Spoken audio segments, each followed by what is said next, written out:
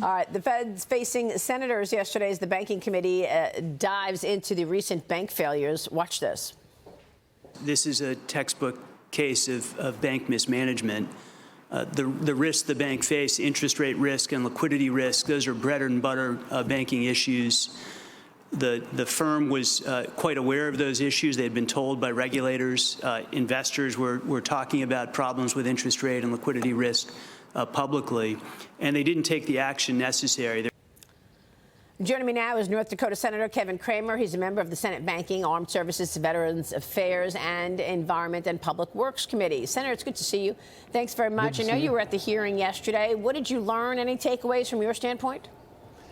Well, I think my main takeaway, Maria, was that the knee-jerk reaction over that weekend was a little greater than it needed to be. It was successful in the sense that it held back some of the contagion. I still believe it was somewhat unnecessary, that there are other ways that it could have been done. But my biggest takeaway was probably, in fact, in that clip that you just played, it sort of says it all, that while the regulators are correct as far as they go, where they don't go is what culpability do the regulators themselves have. In other words, publicly warning, as Mr. Barr said, the bad management of the bank is fine as far as it goes. But I was a soccer referee, and unless you blow the whistle hard, put up a yellow card every now and then or a red card every now and then, without enforcement action, warnings are just sort of casually given and sometimes casually received. Yeah. So I think they went as far as they went. They were right for the most part, but they should have gone further, and I think we will ultimately. Yeah, great analogy. That's what my next question is. How far will you go? Coming out of that hearing, what do you think happens in terms of bills brought to the floor, potential regulation? Are we going to get stiffer rules for the mid-sized banks? Yeah, so there's certainly going to be an attempt to do that, and clearly there are some zealots both on the committee and off of the committee that would like to restore what they consider to be the good old days of Dodd-Frank in its entirety. But I don't see the support for that, Maria. There'll be rhetoric, there'll be bills introduced. I just don't see the support, even on the committee, quite honestly, in this narrowly divided Senate and narrowly divided government. So there'll be a lot of screaming and hollering. But even these witnesses yesterday don't seem to be advocating for a lot more regulation.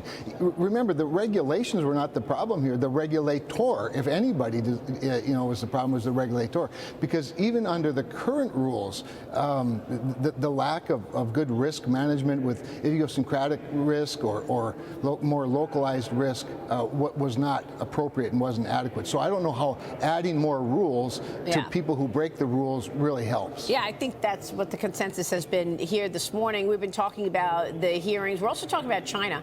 And you questioned Secretary of Defense Lloyd Austin yesterday as well about China and these companies that are owned by the Communist Party, and they are trying to buy farmland in the United States near our military bases. Let's take a listen. Watch. Are we giving adequate cover and information and coaching, perhaps, to other communities around the country? We have to be vigilant about what's going on outside of our fences. We got to work with the communities to make sure that we do have some kind of situational awareness, and we have to advocate for the protection of our bases and installations. Senator, what was he saying there? I mean, the governors have been much more adamant. The governors are saying off limits. Look at Kristi Noem in the Dakotas. Look at Glenn Youngkin in Virginia. Look at Texas. They will not allow CCP companies to acquire land. Is that what the Defense Secretary was saying? I wasn't following what his recommendation is. Sure. So when he was saying we, what he's talking about the Department of Defense, because in the situation in Grand Forks, North Dakota, with Fufang purchasing some acreage within 12 miles of a reconnaissance wing of the United States Air Force, the Department of Defense and the Department of the Air Force was very late to sound the alarm. In fact, local citizens sounded the alarm originally. And what I was questioning him about is, shouldn't the Department of Defense speak up sooner and be a little bolder? And my whole point point was, let's not let what happened to Grand Forks over the course of the last year plus. Let's not let that happen anywhere else. Speak up sooner. So I think he was acknowledging that, Maria, but I was hoping for a little more, quite honestly. Because we all know that the tone is set at the top. And the Biden administration has had an incredibly soft approach on China. Kayleigh, jump in here. Yeah, Senator, Vice President Kamala Harris is in Africa this week, theoretically to counter China's influence on that continent. We know China has been investing into African land and resources.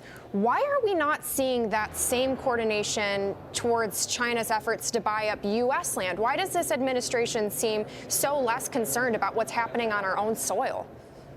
Yeah, great point, Kayleigh, because while I applaud the Vice President's attempt, and we'll see what comes of it, and I think we all have to have a greater awareness of China's malign influence, not just in the United States, but around the world, but we should start in the United States, where their influence is very dramatic. And I think certainly the House committee that Representative Gallagher heads up on China is a very good step, and kudos to Kevin McCarthy and the new leadership over there for setting that up. And the decoupling from China, a term maybe I even use a little bit too liberally in some senses, but it's going to be hard to unwind a lot of things, but we ought to at least stop where we are and then see where we can go from there, so we're not so reliant for a lot of things, including critical minerals and pharmaceuticals and food, and not reliant, that critical supply chain reliant on China.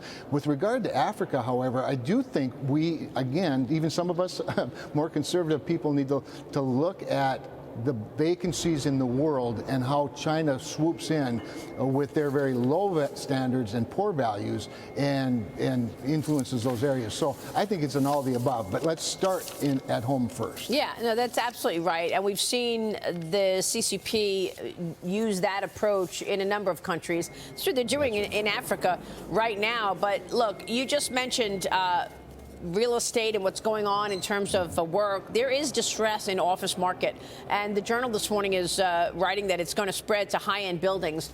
And we're waiting to see how this economy slows down and whether or not the Fed is going to be able to have this soft landing. But there's also an issue around oil. The Saudis say that they are okay paying and transacting with China in the Chinese yuan. A judge has now ordered the Biden administration to resume oil and gas lease sales on public lands in North Dakota. Senator, your state, tell us about this. What's the impact? Yeah, so North Dakota is not a big federal land state, but the Bakken, the heart of the Bakken, actually is on federal land, and certainly some very significant Native American lands.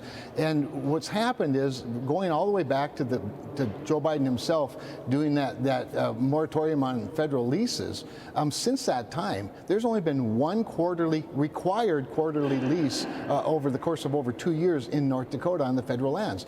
And Judge Traynor made it very clear to the BLM that not only are they in violation of the law, but they have to resume those leases on a regular basis, and that this is not like a suggestion. This law is mandatory. And somehow this administration just does what they want to do and doesn't do what they're supposed to do, regardless of what the law says. And he slapped them down pretty hard. Yeah, I mean, we've seen this over and over again, where the president comes out with things that are clearly unconstitutional, but he pushes it and pushes it as far as he can push it. And he's done this, he's done it many times. And energy development, Maria, as you know, is one of those geopolitical tools that we can use where we don't need weapons of war. That's right. And instead of weakening our country, let's empower those producers, both on federal lands and private and state lands. Senator, it's great to have you this morning. Good to see you, sir. Thank you. Good to be with you. Kevin Cramer is in D.C. Thank you, sir.